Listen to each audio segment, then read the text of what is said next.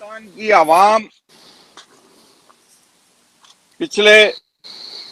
1947 سے آج تک ایک ہی ڈرامہ دیکھتی چلی آئی ہے اور پاکستان کی ریاست وہی ہے. پاکستان کو 2% مراعات یافتہ طبقے نے جاگیردارانہ وڈیرانہ نظام نے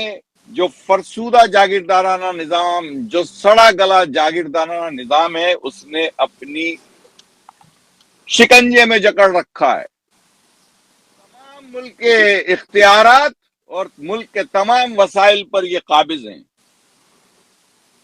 پاکستان کی ملٹری اسٹیبلشمنٹ اس جاگیردارانہ فرسودہ نظام کے سب سے بڑے پروٹیکٹر، سب سے بڑے بینیفیشری. الطاف حسین بھائی پورے نظام کے مد مقابل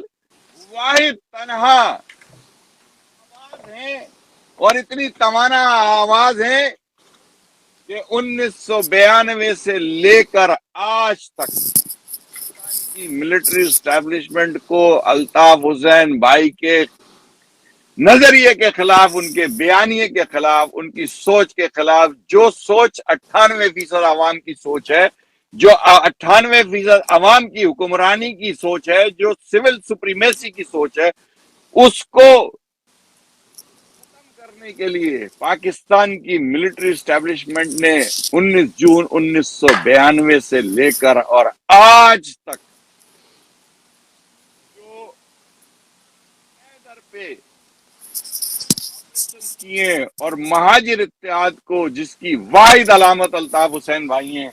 اسے پارا پارا کرنے اور اس کو منتشر کرنے کے لیے یہ ٹولیاں ٹولیاں بناتے رہے ہیں.